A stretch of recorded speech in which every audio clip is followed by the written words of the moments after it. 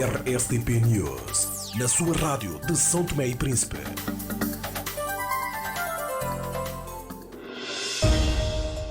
Comunicado. O governo do MLSTP e a coligação que desastrosamente governou o país durante os últimos 4 anos, uma vez mais, não ouviu nem entendeu a mensagem do povo. Esse governo continua a comportar-se como se no seu calendário não houvesse ou não tenha havido o dia 25 de setembro e a expressão de uma nova vontade. Como sempre, continua à margem da lei e das boas práticas.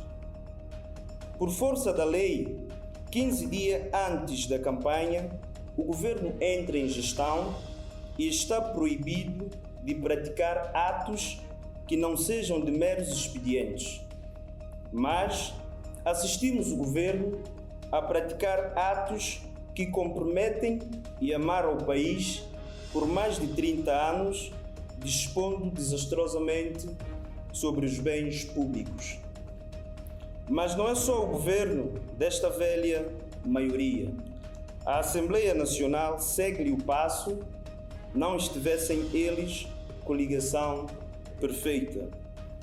A representação persiste na violação das leis da República, nas habituais más práticas, na viciação do ordenamento jurídico nacional, com todas as consequências que isto tem para a tranquilidade e a paz social.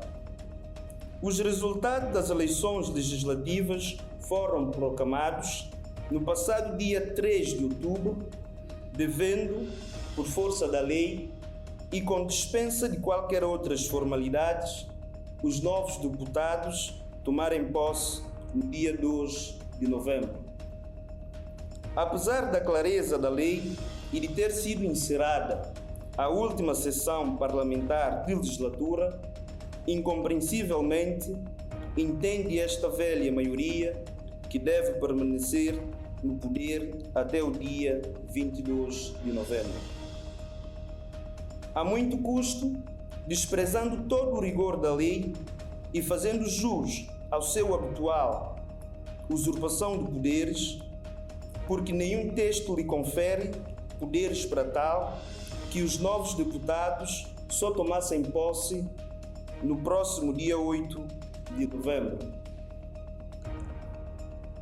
Uma aberração com a qual a direção do ADI não pode concordar.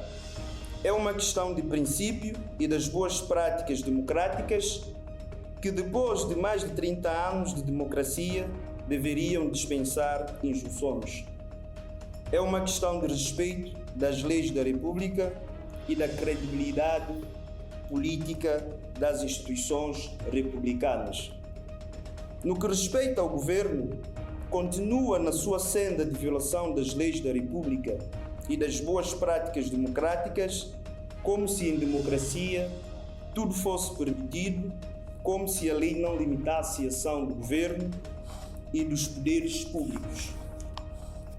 Enfim, como se não houvesse vida para além do poder, como se tudo fosse eterno e lhe fosse permitido. Ignoram essa grande virtude da democracia, que consiste precisamente na possibilidade de alternância do poder a cada ciclo eleitoral e o regresso ao poder de uma mesma maioria que se tenha genuinamente redimido das suas atrocidades. Mais grave, apesar de terem sido severamente censurados pelo povo, entende este governo que o próximo tem de agir segundo a sua vontade, conforme as suas combinas e os seus interesses. Por essas razões, tenta enclausurar um novo governo numa camisa de força que jamais o ADI vestirá, porque não é este o mandato que lhe foi conferido pelo povo no dia 25 de setembro passado. Dispõe imperativamente a lei eleitoral que 15 dias antes do início da campanha eleitoral deixa o governo de ter poderes de lançamento de obras e tome decisões de fundo que vinculem o país ou possam comprometer o seu futuro. Entende-se facilmente que se o governo já não pode nada mais fazer 15 dias antes da campanha eleitoral, por maioria de razão, já nada poderá fazer depois de conhecidos os resultados eleitorais, com agravante de uma derrota histórica jamais alcançada pelo MLSTP. Ora, o governo derrotado, apesar das advertências do ADI na oposição, continuou as suas falcatruas, dispondo a seu belo prazer dos bens do Estado, privatizando empresas, outorgando concessões e concedendo os bens públicos a entidades privadas, sem qualquer referência à representação nacional, isto é, à Assembleia Nacional. Está-se perante uma grosseira e inadmissível usurpação do poder, pelo que os atos praticados nessas circunstâncias não podem proceder e os seus autores devem assumir a sua total responsabilidade. São notórios os seguintes atos praticados pelo governo. Primeiro, privatização do porto de Ana Chaves e da região autónoma do Príncipe, onde os procedimentos e os pressupostos legais não foram respeitados. A escolha do parceiro e as negociações decorreram num ambiente de total opacidade, conduzidas pelo ministro da tutela pessoalmente e do seu testa de ferro, o Sr. Acudécio, que fez várias viagens ao Ghana e lá permaneceu bastante tempo e agora apresenta-se como o funcionário mais destacado do consórcio. Corrupção manifesta, participação econômica em negócio. Segundo, concessão dos direitos de construção e exploração dos portos em Fernão Dias e na região autónoma do Príncipe, sem que tenham sido respeitados os padrões internacionais na matéria e que o patrimônio e os interesses de Estados tenham sido devidamente salvaguardados. A título de exemplo, a due diligence, procedimento internacionalmente padronizado, for feito, segundo o próprio Tribunal de Contas, por uma delegação santomense que visitou o Ghana e constatou a experiência e a capacidade financeira do concessionário. Ora, due diligence é um processo secreto de investigação e inspeção do futuro concessionário que vai muito para além da experiência e da capacidade financeira. Ora, a due diligence não pode resultar daquilo que o futuro concessionário quer nos mostrar e dizer numa viagem totalmente paga por ele. Terceiro, cedência do edifício dos Correios à CST ou parte dele. O governo cede à CST o edifício dos Correios sem que nenhuma lei autorize essa cedência do patrimônio público a uma entidade privada. Mais grave ainda, faz esta cessão quando nenhum inventário da CST for feito antes da venda e não se conhece até hoje o preço da venda das ações da OI à PT, ato da qual decorrem inúmeros direitos do Estado. Aqui também o processo está contaminado de inúmeras irregularidades que importa serem sanadas em defesa dos interesses do país e do povo. Quarta, cedência gratuita e, mais uma vez, sem qualquer autorização legislativa, da participação do Estado na CST a entidades estranhas ao Estado, numa absurda violação de regras que regem o patrimônio público.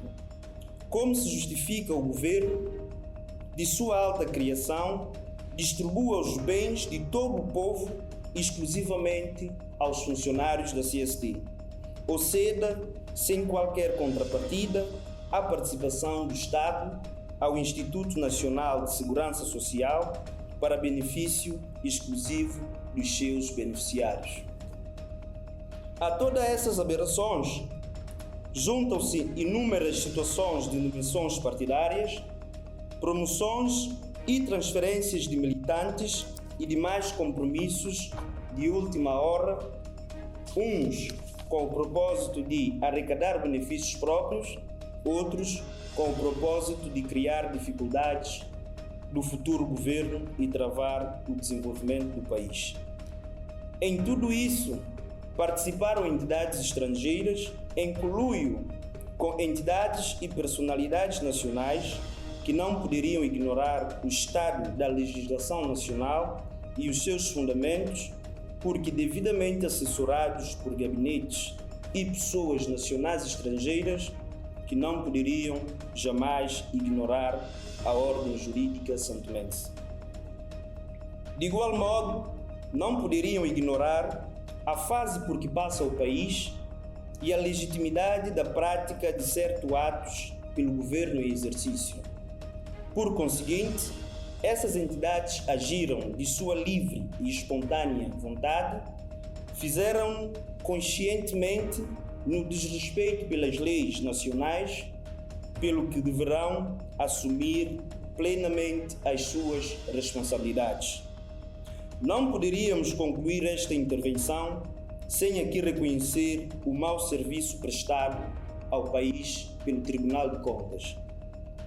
Na verdade, o Tribunal de Contas exorbitou propositadamente as suas competências e penetrou no domínio que ao governo e só ao governo diz respeito. No que se refere à concessão dos portos, o Tribunal de Contas diz expressamente contrato a celebrar.